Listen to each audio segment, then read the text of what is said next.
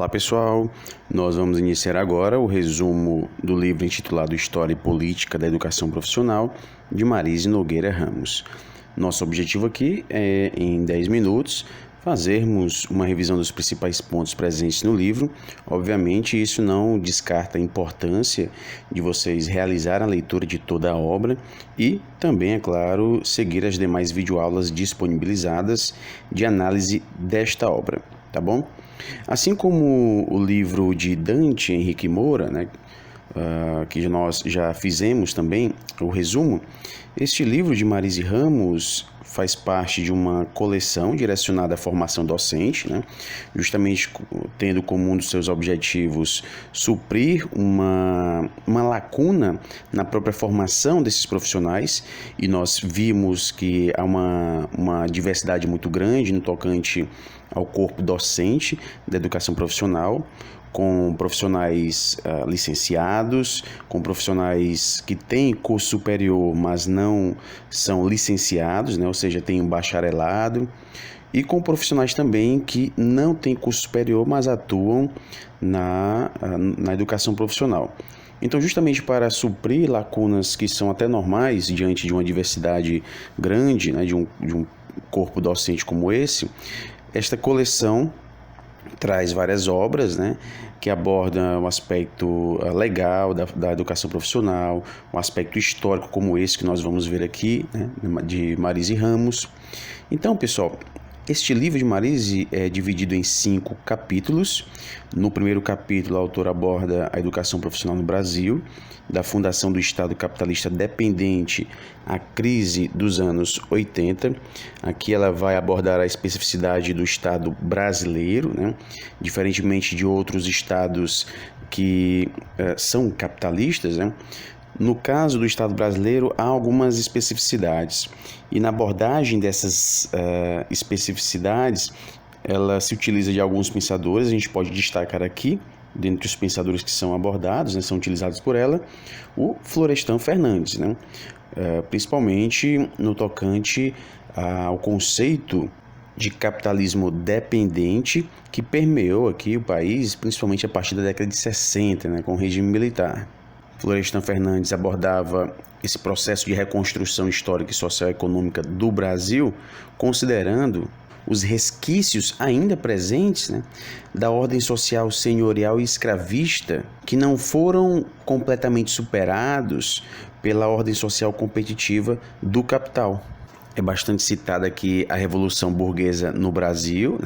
Nós temos que ela ocorreu em condições históricas, políticas e sociais, diferentes daquelas revoluções burguesas que aconteceram em outros países. Aqui no Brasil, os antigos senhores rurais são progressivamente aburguesados, um termo inclusive utilizado por Florestan Fernandes. Eles vão desempenhar uma função análoga a alguns segmentos da nobreza europeia. Então, a todo momento vai haver aqui essa comparação da Revolução Burguesa que ocorreu no Brasil com a Revolução Burguesa Europeia. E, obviamente, com um dos objetivos de destacar essa especificidade da sociedade brasileira. E outro ponto que diferencia essa revolução burguesa no Brasil em relação à revolução burguesa europeia é justamente a coexistência da ordem social anterior com a ordem social competitiva que vinha surgindo no século XX.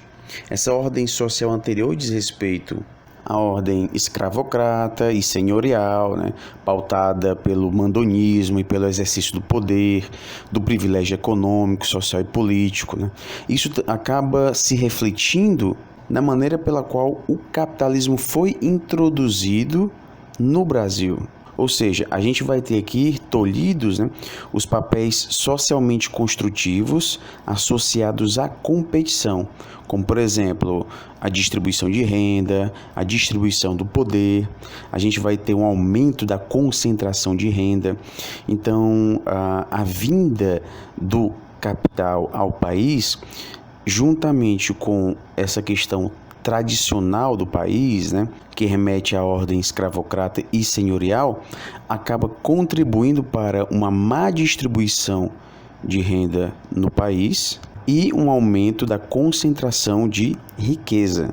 É como se a gente tivesse aqui a manutenção do passado no presente. O processo de industrialização que foi realizado no Brasil, um processo tardio, ele continuou com essa condição de dependência, com a dominação imperialista externa. A articulação com o setor externo atingiu o seu ponto máximo, em 1964, o ano do golpe. A gente vai ter uma ditadura burguesa altamente opressora. A gente vai ter aliança com o capital estrangeiro, sob a égide do capitalismo monopolista. E isso vai aguçar a coexistência do moderno com o atrasado, isso no mesmo espaço. Por isso que essa revolução burguesa no Brasil, ela tem uma especificidade, ela tem um grau de singularidade. Pois, mesmo envolvendo agentes modernizadores, o seu raio de ação se limita a certas esferas da vida social, não contemplando assim o conjunto da sociedade. Vocês devem perceber que, a todo momento, nesta obra, a gente se depara com datas. No tocante a esta modernização do arcaico, a gente vai ter um embate entre dois projetos, um de desenvolvimento autônomo e outro de desenvolvimento associado e subordinado ao grande capital. Quando se trata de um período no qual o nacionalismo se destaca, a gente vai ter a proposta de um desenvolvimento autônomo. Agora, se a perspectiva é de utilizar o capital externo para o desenvolvimento interno, a gente vai ter essa outra perspectiva, o de desenvolvimento associado e subordinado ao grande capital. Da mesma forma que o desenvolvimento brasileiro é marcado pelo capitalismo dependente, também vai ser a política de educação tecnológica dependente deste capitalismo dependente. E uma característica que a gente pode encontrar nesse texto, é justamente as idas e vindas no tocante aos períodos. Então, às vezes a gente está na década de 90 e de repente no item posterior a gente já volta para o século XIX, Então, é muito importante que a gente não se perca nessas idas e vindas, No tocante à educação profissional e como ela reflete essas mudanças no que diz respeito à economia do país, a gente vai ter que, historicamente, a educação básica e a educação profissional, ela é caracterizada por essa dualidade. Dualidade, que a gente já estudou bastante, uma educação voltada para a elite, uma educação voltada para aqueles que estão na gerência e outra educação voltada para os filhos da classe trabalhadora, uma educação manual, Então, a relação entre educação básica e educação profissional no Brasil, ela é marcada por essa dualidade. Até o século XIX, não há nenhum registro de iniciativas sistemáticas, que possam ser caracterizadas como pertencentes ao campo da educação profissional. Os primeiros indícios do que se pode chamar hoje de educação profissional vão surgir no país em 1809, com a criação do Colégio das Fábricas, pelo príncipe regente futuro Dom João VI, e ao longo de todo o século XIX foram criadas várias instituições. E vai lembrar que, de início, a perspectiva que era meramente assistencialista, da assistência a essas pessoas, a crianças pobres, órfãos e os abandonados, E dentre estas instituições que foram criadas, ganham destaque os asilos da infância dos meninos desvalidos. Então a gente vai ter na origem da educação profissional no Brasil essa perspectiva assistencialista, da assistência, e não propriamente uma educação voltada para o mercado de trabalho. Já no século XX, a gente vai ter aí Marisa trazendo uma novidade para a educação profissional. No lugar de ter um foco assistencialista, a gente passa a ter um foco agora no mercado de trabalho, com a preparação de operários. Em 1909, o presidente Nilo Peçanha cria as escolas de aprendizes artífices. E, é claro, vai ganhar destaque a formação dos trabalhadores, voltada para a expansão industrial. E durante todo o século XX, a gente vai ter aqui a educação profissional refletindo as mudanças econômicas pelas quais o país passou.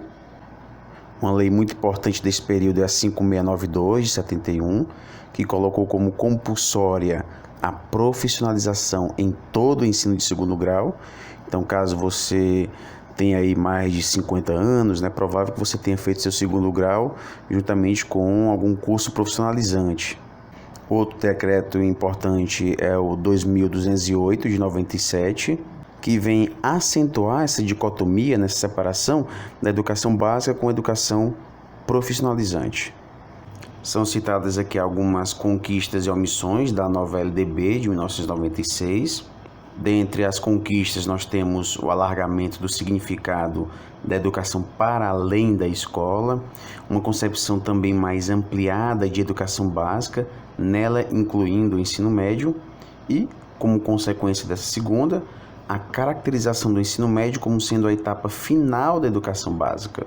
É feito um percurso histórico controvertido das políticas de educação profissional, ou seja, políticas contraditórias, né, no governo de Luiz Inácio Lula da Silva.